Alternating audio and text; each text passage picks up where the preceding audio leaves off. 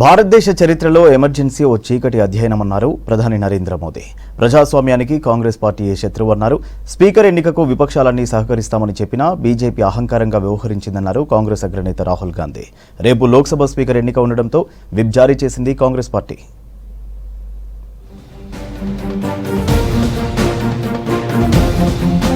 భారత్లో ప్రజాస్వామ్యానికి కాంగ్రెస్ అతిపెద్ద శత్రువన్నారు ప్రధాని నరేంద్ర మోదీ. దేశంలో ఎమర్జెన్సీ నాటి అనుభవాలను పంచుకున్నారు. ఆనాటి చీకటి రోజులు తొలగించేందుకు పోరాడిన మహానుభావులను స్మరించుకున్నానంటూ ట్వీట్ చేశారు మోదీ.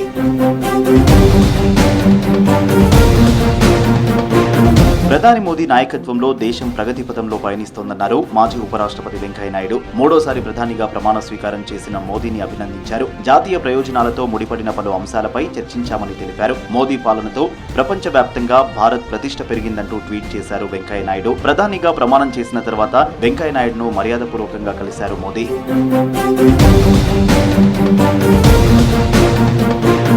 లోక్సభ స్పీకర్ ఎన్నికపై ప్రధాని మోదీ కాంగ్రెస్ చీఫ్ ఖర్గేను అవమానించారని మండిపడ్డారు రాహుల్ గాంధీ. స్పీకర్ ఎన్నికకు సహకరిస్తామని విపక్షాలన్నీ చెప్పినా బీజేపీ అహంకారంగా వ్యవహరించిందని విమర్శించారు. రాజ్నాథ్ సింగ్ మల్లికార్జున ఖర్గేకు ఫోన్ చేశారని చెప్పారు. అయితే సాంప్రదాయం ప్రకారం డిప్యూటీ స్పీకర్ పోస్టు విపక్షాలకు ఇవ్వాలని కోరినా కేంద్రం నుంచి ఎలాంటి రెస్పాన్స్ రాలేదన్నారు రాహుల్. గతంలో యూపీఏ సర్కార్ డిప్యూటీ స్పీకర్ పోస్టు విపక్షాలకు ఇచ్చిన విషయాన్ని గుర్తు చేశారు రాహుల్ గాంధీ.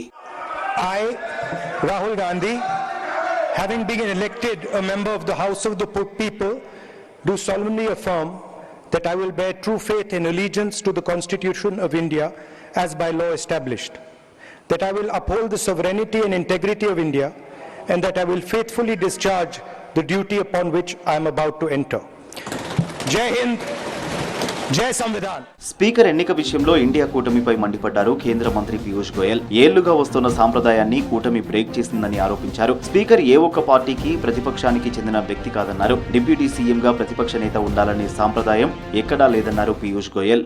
లోక్సభ కా उपाध्यक्ष कौन होगा वो पहले तय करें, फिर अध्यक्ष के लिए समर्थन मिलेगा. इस प्रकार की राजनीति को हम की निंदा करते हैं और मुझे लगता है कि अच्छी परंपरा ये रहती है कि लोकसभा निर्विरोध और स्पीकर वैसे भी किसी सत्तारूढ़ पार्टी या विपक्ष का नहीं होता है, वो पूरे सदन का होता है. वैसे ही उपाध्यक्ष भी कोई पार्टी या दल का नहीं होता कि किसी एक पर्टिकुलर व्यक्ति या पर्टिकुलर पक्ष का ही उपाध्यक्ष हो. वो लोकसभा की कोई परंपरा में नहीं है. రేపు లోక్సభ స్పీకర్ ఎన్నిక ఉండడంతో విప్ జారీ చేసింది కాంగ్రెస్ పార్టీ. ఎంపీలందరూ తప్పనిసరిగా సమావేశాలకు హాజరు కావాలని తెలిపింది. ఉదయం 11 గంటల వరకు సభ్యులంతా సభకు రావాలని ఆదేశించింది. అలాగే పార్టీ తీసుకునే నిర్ణయానికి కట్టుబడి ఉండాలంది. పార్టీ విధానానికి వ్యతిరేకంగా వ్యవహరించినా సభకు గైర్హాజరైనా కఠిన చర్యలు ఉంటాయని హెచ్చరించింది కాంగ్రెస్ పార్టీ.